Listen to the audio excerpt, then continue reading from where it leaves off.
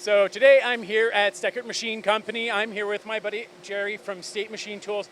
We are standing outside a coal machine. I want you to tell us a little bit, but the interesting thing here, Jerry, is we've got raw castings going in. I can see we got finished parts coming out over there. We're gonna work our way that way, but let's start with this machine first. This is the Muratec MW200. It is a self-contained, gantry-loaded, two-axis turning center, twin-spindle machine. Okay. So the raw castings are coming in here, it looks like? Yep. So what we do is the operator takes the raw castings and he loads them onto the lift table. Yeah. The lift table will lift them up, where the gantry robot will come over and pick up the part. We have a camera on the machine. In order to load and get the correct clocking of the part, we take a picture of the part and send that information to the Op10 spindle so we can orientate. Really? See, now I come from a machining background. I'm used to being the robot in this situation. Yep. I would have to know the timing. I'd have a print. I'd have an angry quality person because I never got it right. And you're telling me with this kind of machine tool, I wouldn't have to worry about that? You wouldn't have to worry at all. Okay. So what it does then is it orientates it, the spindle. Yeah. We clock it in on the datums through the machining of Op10. So everything lines up and it passes it through. Yep. After the machine is completed in Op10, there's a turnaround station. We come in and we load it into the Op20 spindle, and we do the machining in the Op20. Okay, so after Op20, it heads out of the machine? Heads out of the machine, but before that, what we do is actually we mark the part. We have a dot matrix printer that we actually mark the part, give it a serial number, a date number, a timestamp on the part so we can track it. So you've got, once it comes out of Op20, you've got full traceability then? Correct. So once it's marked, what's the next stop in this cell? So the next stop after the marking is we have another Fanuc robot, which will pick it up, orientate off of the IR vision system, load it into the Toyota 500J horizontal machining center, where we do some secondary operation on the machine. Oh, okay. So it rotates in, we take the part out, and what we have is a specialized wash system down there to actually wash, rinse, and dry the part. It's a 5-station wash, rotary, comes around. So after that, we can take every 20th piece out and we set it up onto a slide table where we're coming through and actually drop it into a CMM so we can actually measure and get a sampling of the parts coming out of the machine tool. So we're gonna walk this way, but so you're telling me I don't have to worry about messing up the rotation? Nope. I don't have to scrub these parts by hand? Correct. I don't have to inspect these parts by hand either because you've got a CMM in the cell that's going to handle all of that. That just blows my mind, and I cannot wait to hear more. I'm going to steal that mic from you, though. You're done, Jerry. Thank you, all Jerry. Right. Thank you. Thank you. So Jerry was just telling me about all of the quality elements that are handled by all of the optical cameras and everything that's going on, the way that it goes to the horizontal, the cleaning center. So how does the CMM play into this? So after the part is marked in the first process here in the Muratec machine tool, that part now has traceability throughout the horizontal and the machining throughout the horizontal, and then it transfers over into the CMM where it's going to collect data from the CMM to actually have that data in our files that we can pull that up at any point in time to show the customer what the CMM reports were for that part.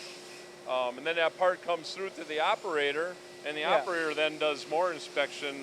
Really, this operator is more of a quality person at this point in time. They're checking 100% features on all of these parts, looking for defects within the part from foundries, anything porosity, voids, really surface finishes and stuff like that that the CMM may not catch. So they're looking and checking all that stuff offline here from the CMM as well. So really quality, building that quality into the part for the end customer and the end user. Yeah, well, and something I noticed here, you've got very large displays up here that, I mean, I see some red, I see some green. So what do the displays show us then? So really the displays are showing us features that are getting either out of tolerance, close to being out of tolerance, where adjustments need to be made. Okay. So really we have this up here to really to show you that it's not always problem-free. We do have, you know, there is data from the CMM that we need to make adjustments on, and then we can go back and really quarantine them parts and get back to point of control. But every part, the data will show up here that's going through the CMM. So. Yeah, well, and something I know with my background in manufacturing is it's not if, but when something goes wrong in manufacturing, it's never problem-free. So the fact that you've got visual systems in place, you've got automated CMM inspection one every 15, I think they said. Like, you've got all the optics for all the alignments for on your parts, everything else. It brings and it lets the people running the cell focus on where they bring value with the quality, with the surface finishes, with the adjustments and the fine adjustments versus all the material handling that could be there. And then I also noticed you've got a second setup over here. So is that running the exact same thing, or how does that work? Actually, this cell can run a couple different part numbers. Of course, they're the same family of parts. Okay. They're pretty much twin sisters, just a few differences within them part numbers. But again, it is a line A and B. It is two separate lines. We can run two separate part numbers at once. But that being said, they are segregated within that line. They go through the same CMM for reporting reasons, but they come out on individual lines. Again, by having all of this automated and having robust equipment and tooling, really gives our operators time to put more quality into their parts because they can utilize that time and focus mainly on quality.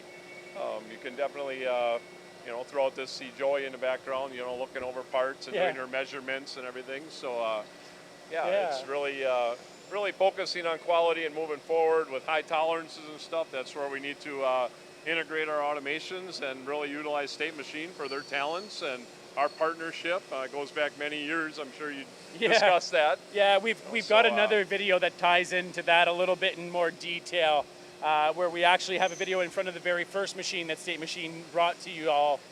So you'll have to look for that as well. Yeah, it's a really exciting, it's really clear getting to know the team here at State. I mean, you can see it in this cell with all of the automation and the focus on quality is State and SMC and everyone in this partnership. They're really clear about what they bring to the table. The end focus is always the customer's needs, which what better place to focus? And then I know everyone here at SMC also gives a lot of consideration to what the people on the floor, what their day-to-day job is like. Absolutely. Yes, without the people, we would, we really have dedicated quality employees. We really thrive on that. Yeah. And without the people, this is all meaningless. And that starts right with our engineering team. The development, the design, the machining process, and how we want to go about it, and then sharing that with State Machine and having their team come in then. But we build all of the machine fixture tools in-house here, and we have really a one-stop. We can take a blueprint, send out a quote, do prototype parts, PPAPs, and then turn it into this high-volume production. And bring the quality with that, and robust process to maintain that. And it's a lot of work, but it sounds like a labor of love for a lot of the people here. And it's clear that you're passionate about what you do. Thank you for giving me the inside scoop to that. And make sure you check out more videos from the SMC group. We've been here all day, and there's so much I can't wait to share with you. Thank you. Great. Thank you, Mike. Nice having you. And,